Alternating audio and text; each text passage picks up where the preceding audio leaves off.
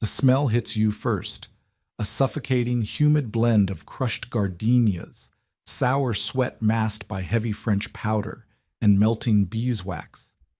When you step into a Mayfair ballroom in a dress older than half the debutantes present, you don't feel like a fairy tale. You feel the draft through the thinned silk at your waist. You feel the eyes. Tonight, Clara wore her desperation like a frayed hem, waiting for the wolves of high society to take their first bite. The carriage ride had been silent, smelling of damp squabs and horsehair. Now, standing at the precipice of the Duke of Richmond's grand ballroom, Clara wanted to vomit. It wasn't a delicate, ladylike fluttering of the stomach. It was a cold, acidic knot sitting just beneath her ribs. She smoothed her gloved hands down the skirts of her gown. The gloves were mended at the thumbs. The gown itself was a tragedy of necessity. It had been a vivid sapphire when her mother wore it 12 years ago. Now, after countless washings, dye attempts, and savage alterations, it was the color of bruised ice. The fabric at the bodice was worn so thin it felt like wet paper against her skin. "Stand up straight, Clara," Aunt Edith hissed, her voice a reedy whisper over the tuning of the orchestra. Edith smelled of camphor and cheap peppermint. "They only stare if you give them a reason to." A lie. They stared because the Hastings were practically destitute, clinging to the edge of the aristocracy with bloody fingernails. Clara stepped forward. The footman announced them. The sound of their names, Miss Clara Hastings, accompanied by Lady Edith Hastings, dropped into the cavernous room and sank without a ripple. No one looked up. No one cared. Until they did. The temperature in the room was unbearable. 400 bodies packed into an unventilated gallery, churning up the heat. Clara navigated the edge of the floor, keeping her back close to the silk-papered walls. She felt the texture of the flocked wallpaper catching the loose threads of her shawl.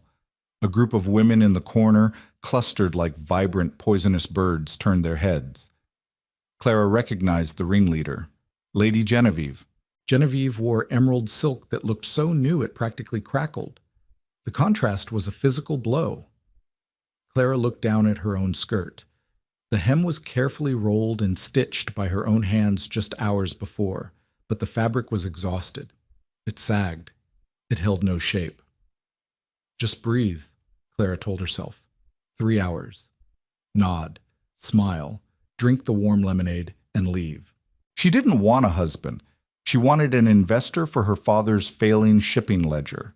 She needed one of these overfed, gout-ridden lords to remember that the Hastings name used to mean something in the East India trade.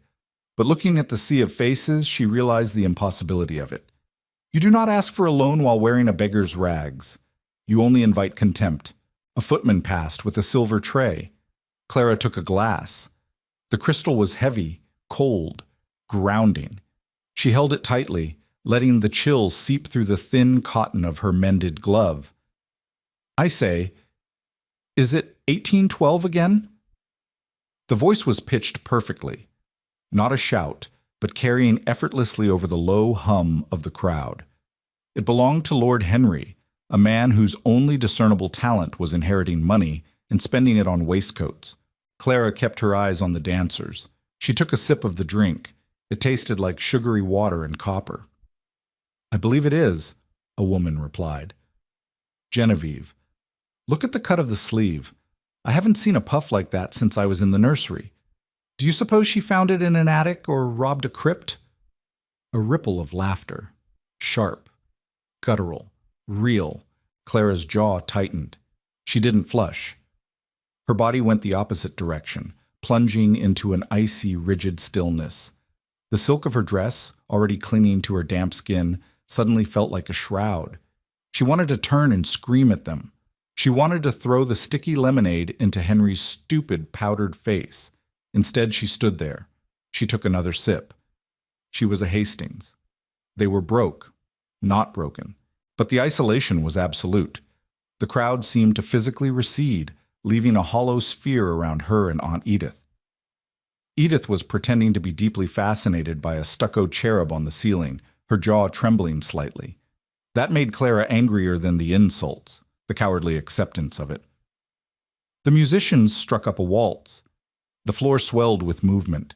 Clara remained anchored to the wall, feeling every draft, every sideways glance, every whispered calculation of her worth. She was a zero, less than zero. She was an eyesore in their perfect, curated world. An hour passed. It felt like a geological era. The room grew louder, the laughter looser as the champagne flowed. Clara's feet ached. The soles of her slippers were paper thin, and the polished oak floor was unforgiving. She needed air. The scent of bodies and decaying floral arrangements was making her dizzy. "I am going to the terrace," Clara murmured to Edith. "Don't draw attention," Edith muttered back, not looking at her. Clara pushed away from the wall. She had to cross a corner of the dance floor to reach the French doors. She timed it, waiting for a gap between the swirling couples. She stepped out. She didn't see Genevieve's foot.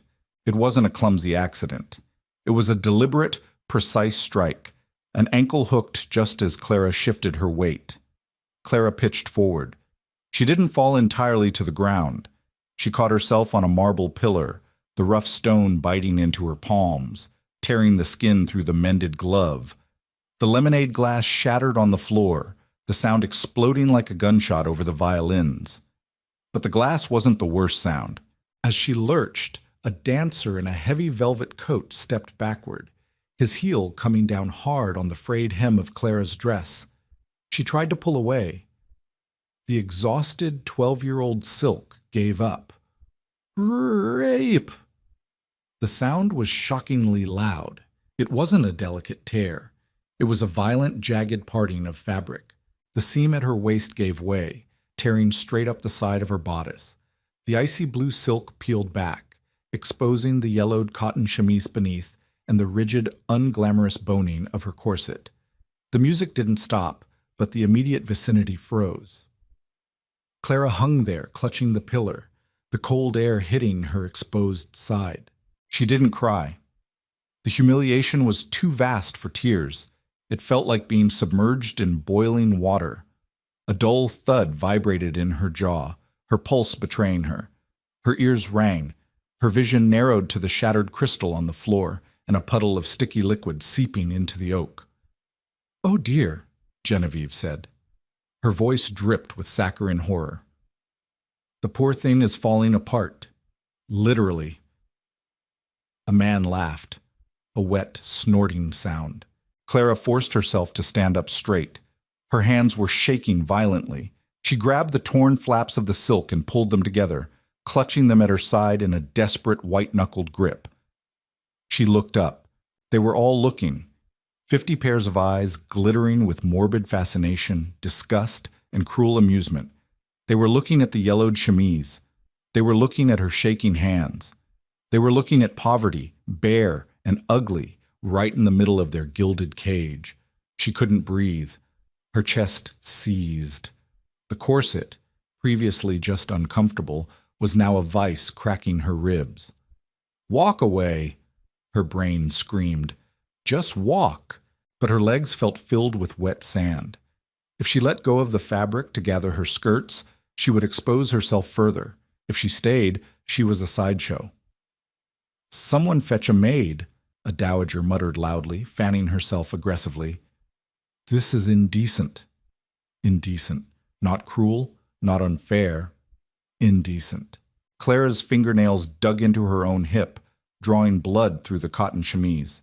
She hated them. She hated them with a pure, white-hot ferocity that momentarily burned away the shame.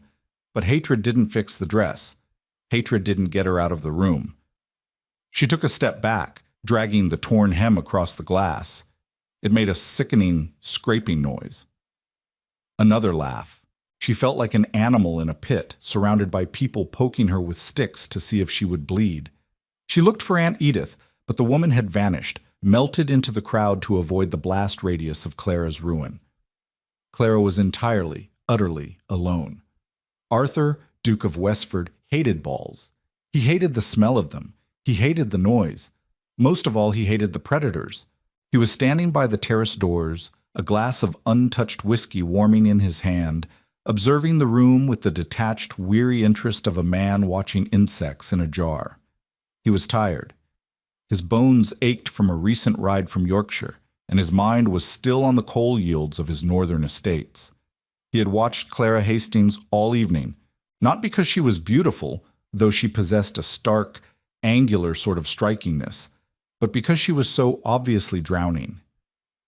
He recognized the dress, not the specific garment, but the type, the frantic, desperate attempt to preserve dignity when the money was gone.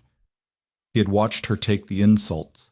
He had seen the rigid set of her spine. He respected it. It was a hell of a lot more spine than the rest of the sycophants in the room possessed. Then he saw the trip. He saw Genevieve's foot jut out. He saw the fall. He heard the tear. Arthur didn't gasp like the dowagers. He didn't laugh like the young lords. He felt a sudden cold flare of rage. It wasn't a chivalrous knight in shining armor kind of anger. It was a deep guttural disgust at the pack mentality of the ton. They were vultures picking at a wounded bird. He watched Clara clutch her torn bodice. He saw the panic in her eyes, raw and unguarded, quickly suppressed by a brittle, terrifying pride. He set his glass down on a nearby mahogany table. The clack of the crystal was decisive. Arthur didn't rush. He didn't run. He walked. His stride was long and heavy. People moved out of his way, not out of respect, but out of an instinctive animal realization that a larger predator had entered the space. Arthur was a big man, broad-shouldered and unsmiling, wearing a severe black evening coat that smelled faintly of cigar smoke and wet rain. The crowd parted. Clara didn't see him until he was right in front of her. She flinched, pulling the torn fabric tighter against her side, expecting another insult, another jab. Her eyes were wide, the color of a stormy sea, dilated with adrenaline. She looked feral. Arthur didn't look at her torn dress. He didn't look at her exposed chemise. He looked directly into her eyes. "Quite a draft in here," he said. His voice was low, a dark rumble that vibrated under the noise of the room. Before she could process the words, Arthur moved. He didn't ask permission. He didn't make a grand sweeping gesture. He simply unbuttoned his heavy black broadcloth evening coat, shrugged it off his shoulders, and stepped into her space. He dropped the coat over her. The sensory shift was violent. The coat was massive. It engulfed her. It was heavy, the dense wool instantly pressing down on her shoulders, grounding her shaking frame.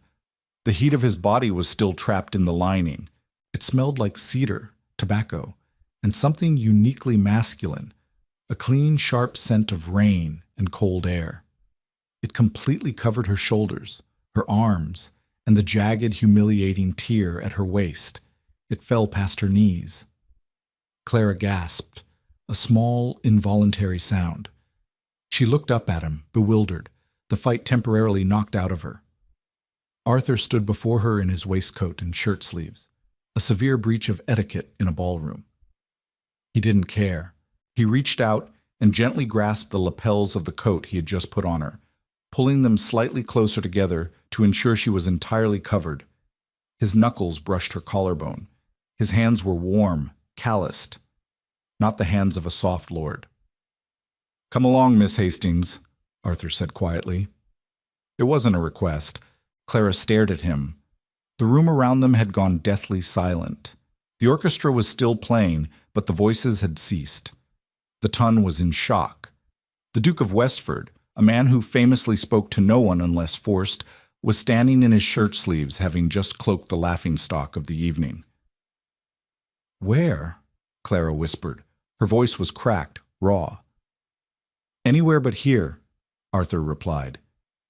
He offered his arm. Clara looked at the sleeve of his fine white shirt. She looked back at the crowd. Genevieve's mouth was slightly open, her complexion turning a blotchy red. Lord Henry looked as if he had been slapped. A dark, bitter satisfaction flared in Clara's chest. She didn't let go of the coat. She curled her bruised, bleeding fingers into the heavy wool lapels, anchoring herself to it. She placed her hand on Arthur's arm. His muscles were dense beneath the linen, solid, real. "Thank you, Your Grace," she managed to say, her voice gaining a fraction of its strength back. Arthur didn't smile, but a muscle feathered at his jaw. "Don't thank me yet. I'm taking you to a carriage that smells entirely of wet dogs." He turned, leading her away. They walked right through the center of the crowd. Arthur set a slow, deliberate pace. He didn't look at anyone. He forced them to part, forced them to step back from the girl they had just tried to destroy. Clara kept her head high. The coat was ridiculously large on her. It looked absurd, but it felt like armor. The heavy wool blocked out the draft, blocked out the stairs, blocked out the world. As they reached the doors, Clara heard the whispers start up again behind them, furious and scandalized. She didn't care. The smell of cedar and tobacco filled her lungs, pushing out the scent of decay. She was leaving the wolves behind. The cold air outside the Richmond estate was a physical blow. It smelled of wet soot, horse manure, and the sharp metallic tang of an impending downpour. Clara inhaled it like a drowning woman breaking the surface. Arthur's carriage did not wait in the endless snaking line of crest-emblazoned vehicles. It sat entirely apart, tucked into a shadowy alcove near the mews, guarded by a coachman who looked more like a bare-knuckle boxer than a servant. Arthur opened the door himself. The hinges let out a low, protesting groan. "In," he said. Clara climbed the iron step. The heavy wool of his coat caught around her ankles, and she stumbled, her bare knees knocking hard against the brass doorframe. A sharp bite of pain flared up her leg, but she bit her lip and hauled herself inside. He followed, pulling the door shut behind them. The click of the latch severed the outside world completely. The carriage interior was pitch black, save for the weak yellow slice of light bleeding through the cracked leather window blind. And Arthur had not lied. The enclosed space smelled overwhelmingly of wet dog, specifically damp, unwashed hound, layered over the deep, biting scent of old tobacco and saddle soap. There were no velvet squabs or silk tassels here. The leather seats were cracked and slick. The carriage lurched forward. Clara was thrown back against the squabs. The silence between them was not a comfortable one. It was heavy, vibrating with the unspeakable reality of what had just occurred. The adrenaline that had propelled her through the ballroom, rigid and defiant, was evaporating. In its wake came the crash. Her hands began to shake again. Not a subtle tremor, but a violent, uncontrollable shuddering that rattled her teeth. The cold of the night was seeping through the gaps in the torn silk of her gown, battling the residual heat of the Duke's coat. She hugged her arms across her chest, pulling the heavy broadcloth tighter. Her right hand, scraped raw from the marble pillar, throbbed in time with the rattling wheels on the cobblestones. She could feel the sticky, cooling dampness of her own blood drying against the fine cotton of his coat lining. "You are bleeding." Arthur's voice came from the dark corner opposite her. It was flat, observational, not a question. "It is nothing," Clara lied. Her voice cracked, betraying the tight, suffocating knot in her throat. "I heard the tear," Arthur said. The carriage hit a rut, tossing them slightly. He didn't brace himself. He simply swayed with the brutal motion. "And I saw you catch yourself on the pillar. If you ruin my lining, Miss Hastings, you will owe me a tailor." Clara stared into the shadows, her breath hitching. A sudden hysterical urge to laugh clawed at her throat. He was sitting there in his shirt sleeves, having just committed social suicide to drag a destitute spinster out of a ballroom, and he was threatening her with a tailor's bill.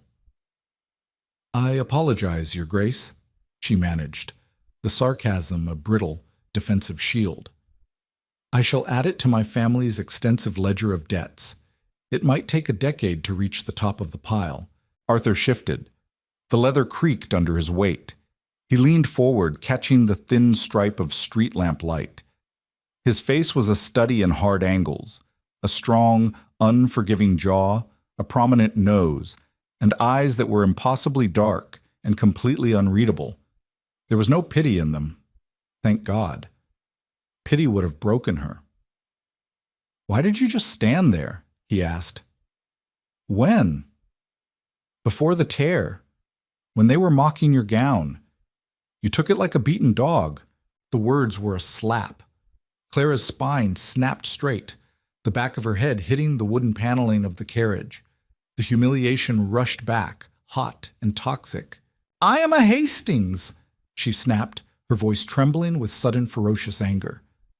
"We do not have the luxury of throwing temper tantrums in ballrooms. If I throw a glass at Lord Henry, my father loses his last remaining credit with the bank. I endure it because I have to, because pride is expensive and we are entirely out of funds." "And yet," Arthur murmured, leaning back into the shadows, "when your dress ripped, you looked ready to murder half the room." "I was deciding who to kill first." A low sound emanated from the dark corner.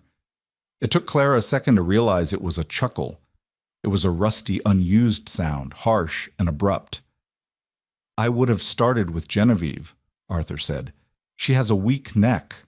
Clara swallowed hard, the fight draining out of her just as quickly as it had flared. She rested her head against the rattling window, watching the blurred, gas-lit streets of London fly past. She was ruined, utterly, completely ruined. Tomorrow, the gossip sheets would have a field day. The beggar Miss Hastings and the half-dressed Duke. "You shouldn't have done it," she whispered.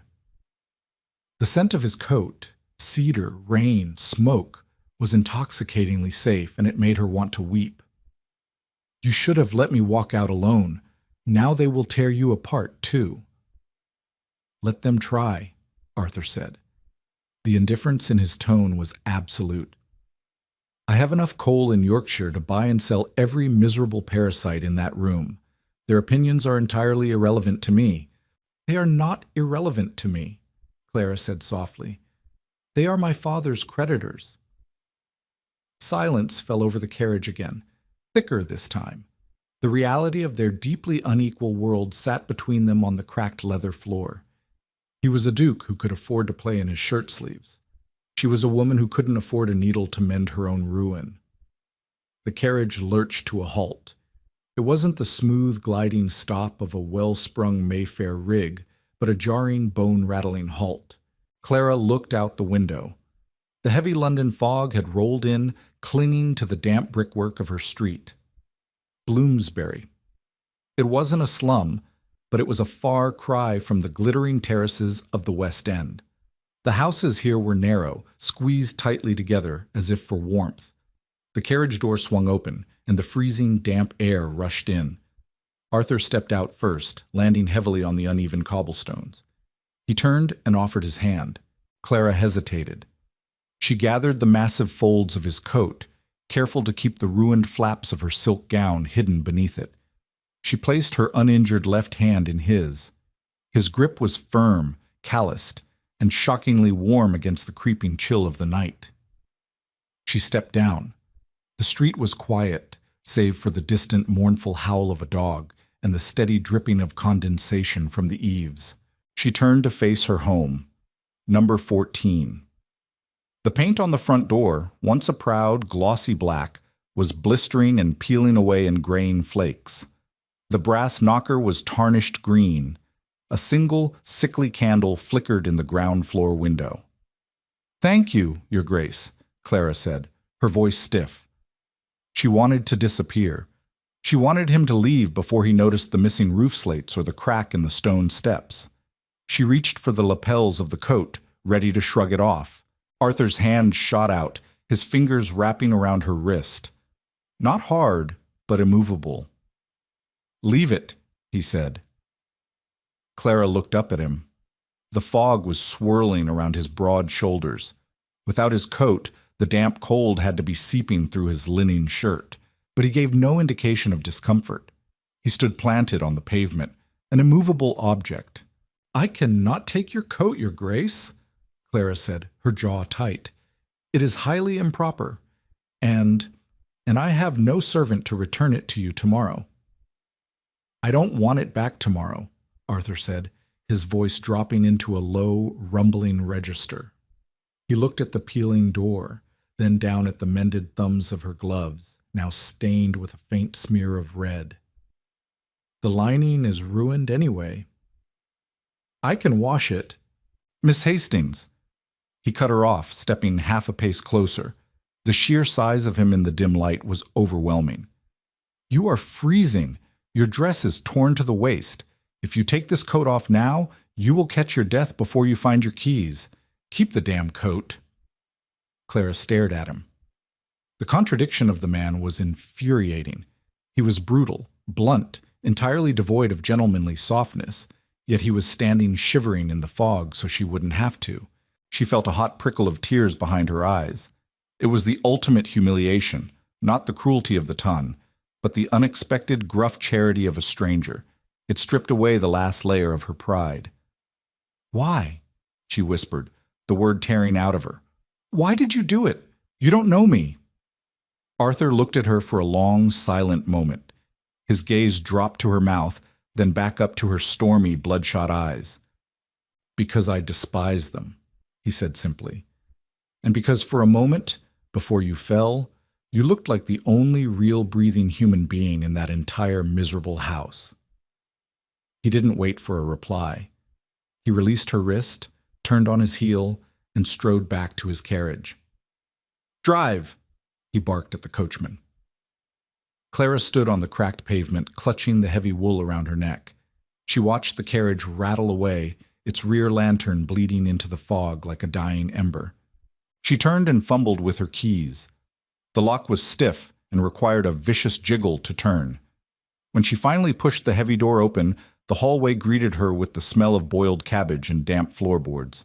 It was freezing inside, colder somehow than the street. She locked the door behind her and leaned against it, sliding down the splintering wood until she hit the floor. The silence of the empty house pressed in on her. She pulled her knees to her chest, buried her face in the thick wool of the Duke's collar, and finally, silently, began to sob. She wept for her ruined gown, her bleeding hands, her father's ledgers, and the terrifying heavy warmth of a coat she had no right to wear. Morning came not with a gentle dawn, but with a harsh, gray light that aggressively exposed every flaw in Clara's bedroom. She lay on her back, staring at the water stain on the ceiling that looked vaguely like the map of India. Her body ached as if she had been beaten with a wooden plank. Her right hand was stiff and wrapped in a makeshift bandage torn from an old linen sheet. Hanging over the back of her single rickety chair was the Duke of Westford's coat. In the sober light of day, it looked even more massive, entirely incongruous with the faded floral wallpaper and the threadbare rug. It was a monolith of wealth. The wool was impossibly fine, the tailoring immaculate. Clara hadn't washed the blood from the lining yet. She couldn't bring herself to touch it. Downstairs, the front door slammed so hard the floorboards vibrated. Clara squeezed her eyes shut. Aunt Edith had returned. Footsteps marched up the stairs, sharp and furious. The bedroom door flew open, hitting the wall with a loud crack. Edith stood in the threshold, still wearing her crumpled evening gown from the night before, a heavy wool shawl wrapped tightly around her thin shoulders. Her face was gray, the rouge standing out in stark, clownish circles on her cheeks. She smelled of stale wine and terror. "You fool!" Edith hissed, stepping into the room and shutting the door behind her. Her voice shook with suppressed rage. "You absolute catastrophic fool!" Clara sat up slowly. The cotton of her nightshift pulled against her bruised skin. She didn't say a word. She just looked at her aunt. "I had to stay at the Abernathy's townhouse," Edith ranted, pacing the small strip of floor at the foot of the bed. "I couldn't show my face. They are talking of nothing else, Clara. Nothing else. The Hastings girl, tripping over her own ragged skirts and flashing her undergarments to the entire peerage. And then—" Edith stopped, her eyes landing on the chair. She stared at the black broadcloth coat, as if it were a venomous snake coiled on the upholstery. "Is that—" Edith choked on the words. "Is that Westford's?" "Yes," Clara said. Her voice was scratchy, hollowed out by crying. "You stole his coat." "He gave it to me." "Don't be absurd," Edith shrieked, throwing her hands in the air. "Dukes do not give their coats to bankrupt spinsters. You have ruined us, Clara, utterly." Lord Henry's father holds the note on your father's remaining warehouse.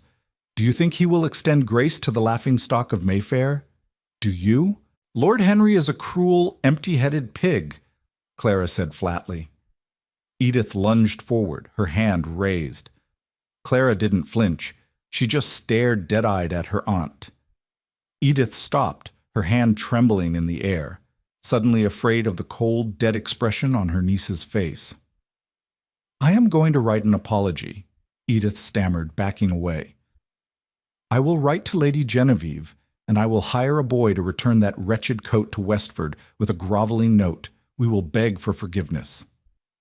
No, the word was quiet, but it dropped into the room like an anvil. What did you say? Edith breathed.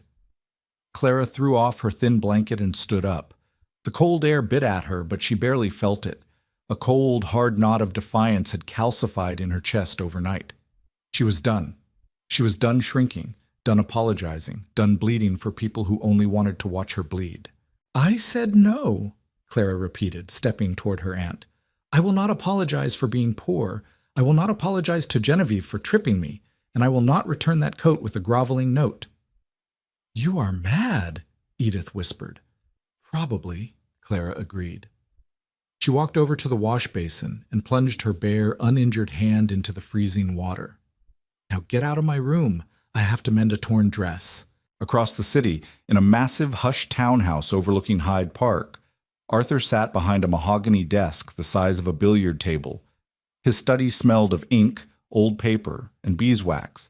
The fire was roaring in the grate, driving back the chill of the damp morning. He was fully dressed in severe morning wear, his cravat tied with ruthless precision. His valet, Reynolds, a thin-grained man with an expression of perpetual mild distaste, stood holding a silver tray. The post, Your Grace, Reynolds said. And 3 calling cards from reporters at the Society papers. They are currently loitering on the pavement outside. Arthur didn't look up from the mining report he was annotating. Tell the footman to clear them away. Use the dogs if necessary. Very good, Your Grace. And regarding your evening coat... Arthur's pen paused. He looked up. Reynolds cleared his throat nervously. I assumed you left it at the club, Your Grace. Shall I send a boy to retrieve it? No, Arthur said. He set the pen down. The sharp scratch of the nib ceased, leaving the room heavy with silence. It is not at the club. I left it with Miss Hastings. Reynolds's eyebrows twitched, the only sign of his profound shock. I see. Shall I arrange for a seamstress to visit the Hastings residence, Your Grace? The rumors suggest the young lady's wardrobe suffered a catastrophic failure. Arthur leaned back in his leather chair. He stared at the flames licking the edges of the coal in the grate. He had woken up with a rare pounding headache. He hadn't been drunk last night, but the sheer irrational stupidity of his own actions felt like a hangover. He was a man of logic, ledgers, and calculated risks. He did not engage in theatrical rescues. He did not invite the ravenous gaze of the ton upon his house. But he kept seeing her face, the way her eyes had gone wide, feral and terrified, as the silk tore, the way she had gripped his lapels in the carriage, her scraped knuckles bleeding onto his lining, fighting a silent, agonizing war to keep her composure. He realized now, in the cold light of day, what he had done. He hadn't saved her. He had merely painted a target on her back. By singling her out, by giving her his coat, a deeply intimate, scandalously protective gesture, he had dragged her from the fringes of society's disdain right into the white-hot center of its malice. Genevieve and her ilk wouldn't just laugh at Clara now. They would try to destroy her for daring to catch the attention of a duke. No, Reynolds, Arthur said slowly, his voice dark with a sudden, immovable resolve. Do not send a seamstress. Sir? Arthur stood up. He walked to the window, looking out at the fog rolling off the park. If he left it here, Clara Hastings would be ruined. Her family would be swallowed whole by their debts, and she would be forced into some miserable, squalid existence in the country, or worse. The ton would win. They would break the only spine in London worth a damn. He felt a familiar cold burn in his chest. It was the same stubborn spite that had driven him to triple the output of his failing coal mines when everyone said they were dead. He wasn't going to let them win. "Prepare the carriage, Reynolds," Arthur said, turning back to his valet. His eyes were hard, black flint. "Where to, Your Grace?" "Bloomsbury," Arthur said. "Number 14. I'm going to call upon Miss Hastings." The carriage did not belong in Bloomsbury. It was a monstrous thing of gloss-black lacquer and silver fixtures, drawn by 4 matching grays that snorted plumes of white vapor into the damp morning air. When it pulled onto Clara's street, the neighborhood stopped. A butcher's boy dropped a parcel of suet. A scullery maid paused mid-scrub on a stoop, her lye-reddened hands freezing in the bucket. Inside number 14, Clara was in the kitchen, aggressively scrubbing a burnt skillet with a handful of rough sand. Her right hand was practically useless, the makeshift bandage thick and clumsy. The stinging in her scraped palms was a localized, pulsing rhythm that kept her grounded. It kept her from thinking about the catastrophic ledger book sitting on her father's desk in the study. It kept her from thinking about the heavy black broadcloth coat hanging over her bedroom chair like a sleeping animal. A knock hammered at the front door. It wasn't the polite, rhythmic tap of a neighbor. It was 3 heavy, widely spaced blows that rattled the cheap hinges. Upstairs, a floorboard creaked frantically. Aunt Edith was scurrying for cover. Clara wiped her good hand on her coarse linen apron. She didn't check the hallway mirror. She didn't pinch her cheeks or smooth her hair. She was wearing a faded brown day dress that smelled faintly of old cooking fat, and her hair was yanked back into a severe utilitarian knot. She walked to the door and threw the deadbolt. She pulled the door open. Arthur, Duke of Westford, filled the door frame. The gray morning light caught the severe angles of his face. He was wearing a dark charcoal morning coat, his cravat tied tight against his throat. He looked immovable. He smelled of rain, sharp citrus soap, and expensive leather. The contrast between him and the peeling paint of the Hastings entryway was violently jarring. Clara froze. The air in her lungs simply stopped. For a wild, insane second, she thought he had come to demand payment for the coat, or perhaps to berate her for fleeing. "Your Grace," she said. Her voice sounded thin, scraping against the damp air. "Miss Hastings." His eyes dropped to the rough apron, then down to her right hand, wrapped in the torn, slightly blood-spotted linen. A muscle in his jaw flexed, a microscopic tightening beneath the skin. "May I come in?" It was framed as a question, but his weight was already shifting forward. Clara stepped back, pulling the door wider. "We do not have a butler, or a fire in the parlor, or tea that isn't primarily dust." "I did not come for tea." He stepped over the threshold. The hallway instantly felt claustrophobic. Clara closed the door, shutting out the staring eyes of the neighborhood. She led him into the front parlor. The room was freezing, smelling of cold ash and mildew. The floral upholstery on the settee was faded to a sickly gray green, and the rug was worn completely bald in the center. Arthur did not sit. He stood in the middle of the room, looking around with a slow, calculating sweep. He didn't look disgusted. He looked like an auditor assessing a ruin. "My aunt is indisposed," Clara said, standing near the unlit hearth. She crossed her arms, tucking her bandaged hand out of sight. "If you have come for your coat, I apologize. I have not yet had the funds to send it to a proper cleaner. The lining—" She swallowed, her throat dry. "The lining is stained." Arthur finally looked at her. His eyes were entirely black in the dim room. "I do not care about the coat." "Then why are you here?" she snapped. The exhaustion was eroding her manners. The adrenaline of last night was gone, leaving only a brittle, hollowed-out shell. "Have you come to see the damage in the daylight? To see how the bankrupt spinsters live?" He didn't flinch. "I came because I made a miscalculation last night." Clara laughed. It was a harsh, scraping sound. "A miscalculation? Yes, I suppose taking off your coat in a ballroom full of the most venomous people in England could be termed a miscalculation."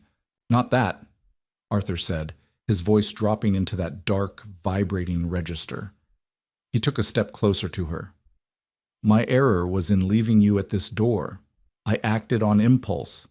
I loathed them, and I saw you bleeding into the marble, and I acted. But in doing so, I didn't shield you, Miss Hastings. I merely painted a target on your back. Clara's breath hitched.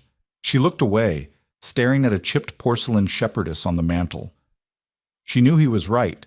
The coat was a shield for the carriage ride, but a death sentence for her reputation.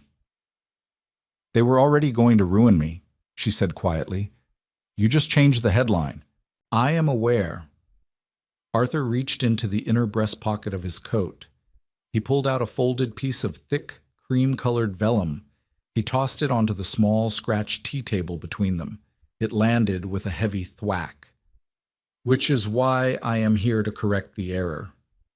Clara looked at the paper, then back at him. What is that? A draft drawn on my bank in the city, Arthur said. It is enough to clear the note Lord Henry's father holds on your family's shipping warehouse. It is also enough to refit your father's last remaining brigantine and provision it for a voyage to the West Indies. The room went entirely silent. The only sound was the frantic ticking of a cheap clock on the wall. Clara's ears rang. The blood rushed out of her head, leaving her dizzy. She stared at the folded paper. It was salvation. It was the answer to 2 years of suffocating, grinding terror. It was her father not going to debtor's prison. It was meat on the table instead of boiled cabbage. She felt a wave of nausea. She looked up at Arthur. Why? Because I broke your dress, he said flatly. You did not break my dress. Lady Genevieve's foot broke my dress. A velvet heel broke my dress. Clara's voice was rising, vibrating with a sudden violent panic. She stepped back from the table as if the paper were radioactive. You do not buy a man's entire shipping business because you lent his daughter a coat. What do you want, Your Grace? What is the price? Arthur's eyes narrowed. He didn't look offended by her suspicion. He looked entirely satisfied by it. The price, Arthur said, pacing slowly toward the window, blocking out the gray light, is your company. Clara barked a bitter laugh. My company? You want to make me your mistress? I assure you I am too tired, too thin, and entirely too ill-tempered for the role. Don't be absurd, Arthur snapped, turning back to her. The harshness in his voice was genuine. I have no interest in keeping a mistress, least of all a woman who looks at me as though I'm holding a knife to her throat. No, Miss Hastings, I want your company in public. Clara frowned, the panic receding slightly, replaced by deep confusion. I do not understand. Arthur leaned against the window frame. The Ton believes they have broken you. They believe they have put me in my place for daring to flout their unwritten laws. They expect me to retreat to Yorkshire in embarrassment, and they expect you to vanish into the gutters. He paused, his gaze locking onto hers. The sheer gravitational weight of his stare pinned her to the floorboards. I am a petty man, Miss Hastings, Arthur continued slowly. I do not like to lose, and I deeply despise being told what to do by men who inherit their money and women who spend their days gossiping over teacups. I want to walk back into the center of their gilded cage, and I want to spit in their faces. He pointed a long, leather-gloved finger at her. I bought your father's debt. In exchange, you are going to be my weapon. For the remainder of the season, you will be seen on my arm, at the theater, at the park, at the balls. We will let them whisper. We will let them choke on it. You will not hide in this crumbling house. You will wear my patronage like armor, and you will make them regret the day they ever learned your name. The sheer absurdity of the proposition hung in the damp air of the parlor. Clara stared at the Duke of Westford. He wasn't smiling. This wasn't a jest. He was proposing a calculated, deeply cynical alliance based entirely on mutual spite. It was the least romantic proposal in the history of London, and because of that, it was the first thing a man had ever said to her that she actually trusted. You want to use me as a prop, Clara said, testing the weight of the words. A bludgeon to beat society over the head with. Yes, Arthur agreed without a second of hesitation. And if I refuse? Then I pick up that draft, I walk out that door, and tomorrow morning Lord Henry's father forecloses on your warehouse. His voice was void of cruelty. It was simply a statement of architectural fact. You are drowning, Clara. I am offering you a very large, very heavy piece of wood. It may give you splinters, but it will keep your head above water. It was the first time he had used her Christian name. It felt strange on his tongue, rough-hewn and heavy. Clara looked at the cream vellum on the table. She could smell the ink. She closed her eyes. She thought of her father, sitting in his study night after night, rubbing his temples until the skin was raw, terrified of the knock at the door that would bring the bailiffs. She opened her eyes. The fire inside her, the one that had kept her spine straight at the ball, flared to life, burning away the exhaustion. If I agree to this, Clara said, her voice turning hard, flat, and perfectly steady, I will not wear cast-offs. If I am to be your weapon, Your Grace, I will be polished. I will not be paraded around in mended silk so they can sneer at your charity case. A dark, dangerous gleam flickered in Arthur's eyes. A smile, barely a millimeter of movement at the corner of his mouth, finally broke the severe lines of his face. Agreed, he said. And you will speak to my father regarding the ships. It is a business loan. Drawn against the future profits of the Caribbean run. I'm not a whore, and I do not accept charity. The Hastings name will repay the debt with standard city interest. 5%, Arthur countered. 3%, Clara fired back. Arthur's chest rumbled with a suppressed laugh. 4%, and I get to choose the tailor who makes your gowns. Clara lifted her chin. I choose the color. Done. Arthur stepped away from the window and walked back to the tea table. He didn't pick up the draft. He left it there. The physical reality of the money sitting in her house made Clara's stomach twist, a violent mixture of profound relief and total terror. She had just sold herself to the devil, but the devil, it turned out, negotiated fair terms. Now, Arthur said, the business concluded, his tone shifting back to the clipped, authoritative register. Where is my coat? Clara stiffened. I told you it is upstairs. I haven't cleaned it. Fetch it. Your Grace, the lining is... I said fetch it, Clara. She glared at him, a spark of pure resentment flashing in her gray eyes. She turned on her heel, her worn boots thudding loudly on the uncarpeted stairs. She marched up to her freezing bedroom. The coat was draped over the chair, exactly as she had left it. She picked it up. It was absurdly heavy. The smell of cedar and rain instantly hit her, bringing back the sensory memory of the dark, rattling carriage and the strange, terrifying safety she had felt inside it. She carried it downstairs, her arms straining slightly under the weight of the dense wool. She walked back into the parlor and held it out to him. Arthur took it. The transfer of the heavy garment from her hands to his forced them to stand very close. Clara could feel the heat radiating off him, battling the damp chill of the parlor. Arthur didn't put the coat on. He draped it over his forearm and casually flipped the lapel back, exposing the interior silver silk lining. Right at the chest, where Clara's hand had clutched the fabric in the carriage, was a smear of dried, rusted brown. Blood. Her blood. Clara flushed, a hot, shameful heat creeping up her neck. I apologize. I will have the money to replace the lining deducted from the loan. Arthur dropped the lapel, hiding the stain. He looked up, his dark eyes locking onto hers. He reached out, his movement slow, deliberate. Clara didn't move. She couldn't.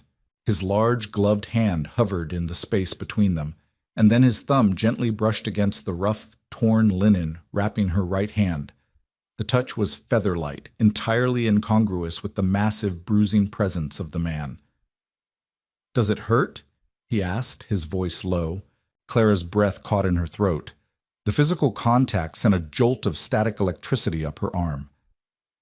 Only when I have to scrub the pans, she whispered, her defensive armor cracking for just a fraction of a second. "Leave the pans," Arthur said.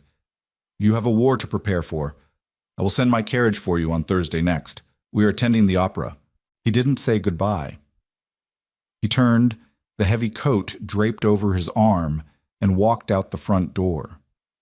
Clara listened to the heavy, echoing thud of the wood closing, followed by the cracking of the coachman's whip and the rumble of wheels on the cobblestones. She stood alone in the freezing parlor, staring at the cream vellum on the table, rubbing her thumb where the ghost of his touch still burned. 2 weeks later, the atmosphere inside the King's Theater was thick enough to cut with a silver blade. It smelled of melting wax, hot perfume, and the sharp metallic tang of anticipating a slaughter. The gossip had been a living, breathing monster in Mayfair. The Duke of Westford had bought the Hastings debt. The Duke of Westford was seen taking tea with the ruined spinster. The Duke of Westford had lost his mind. Clara stood in the shadowy vestibule outside the private boxes, listening to the dull roar of the crowd taking their seats. She didn't feel like a fairy tale princess. She felt like a soldier standing on the edge of a trench. Arthur had kept his word. The dressmaker had arrived the day after his visit, bearing bolts of fabric that cost more than Clara's house. Clara had refused the pastels, the delicate laces, the fluttering ribbons. Tonight, she wore black. It wasn't the dull, dusty black of morning. It was midnight. Black velvet, so thick and rich it seemed to swallow the light around it. The gown was devoid of frills. It was architectural. The bodice was cut low, severe and sharp, fitting her like a second skin. The sleeves were long and tight. The skirt fell in heavy statuesque folds. Around her neck sat a single blood-red ruby pendant, borrowed from the Westford vaults, Arthur had dryly informed her. She looked terrifying. She looked magnificent. Arthur stood beside her. He was in full formal evening wear, a stark black tailcoat that mirrored her gown, a snowy white cravat, and a diamond pin at his throat. He looked like an executioner. "Are you breathing?" Arthur asked, not looking at her, his eyes fixed on the velvet curtain separating them from the box. "Barely," Clara admitted. Her stomach was a cold, tight knot. "If I trip tonight, Your Grace, I assure you the velvet will not tear. If you trip tonight, I will burn the theater to the ground to distract them," Arthur said deadpan. He offered his arm. Clara looked at the black sleeve. The memory of his heavy coat settling over her shaking shoulders rushed back. She placed her hand on his arm. Her palm, newly healed and unbandaged, felt the hard, dense muscle beneath the wool. "Let us go," Clara said. A footman pulled back the heavy curtain. Arthur and Clara stepped into the Duke of Westford's private box. It was situated dead center, the most prominent position in the house. The effect was instantaneous. It started in the boxes immediately adjacent. A sudden, sharp cessation of voices. Heads turned. Opera glasses were raised. The silence rippled outward, cascading down to the pit and up to the galleries. Within 30 seconds, the low roar of 400 people had been reduced to a tense, suffocating hush. Every eye in the theater was on the bankrupt spinster and the untouchable Duke. Clara's heart hammered against her ribs like a trapped bird. The urge to shrink back, to hide in the shadows of the box, was overwhelming. She gripped Arthur's arm tighter, her fingernails biting into the wool. Arthur didn't pull away. He stepped forward, bringing her to the very edge of the balustrade, right into the punishing glare of the gas lights. He looked down at the crowd. His expression was a masterclass in contempt. He swept his gaze over the stalls, meeting the eyes of the men who had laughed at her, the women who had whispered behind their fans. He didn't sneer. He just looked at them, as if they were a particularly disappointing breed of livestock. Clara followed his gaze.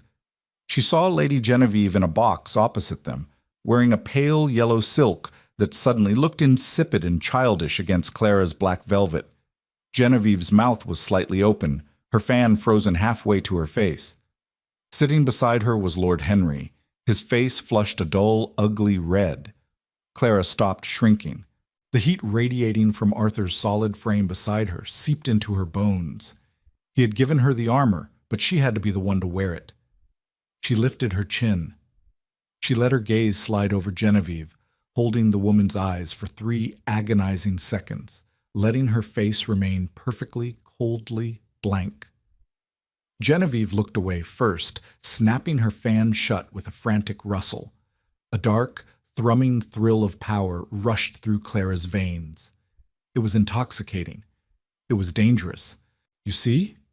Arthur murmured, his lips barely moving, his voice meant only for her.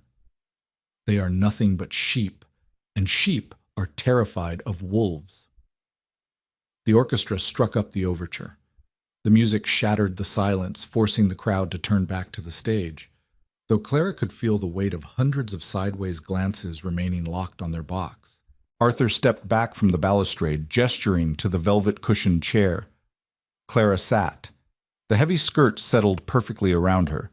Arthur took the chair beside her. They didn't speak for the entire first act.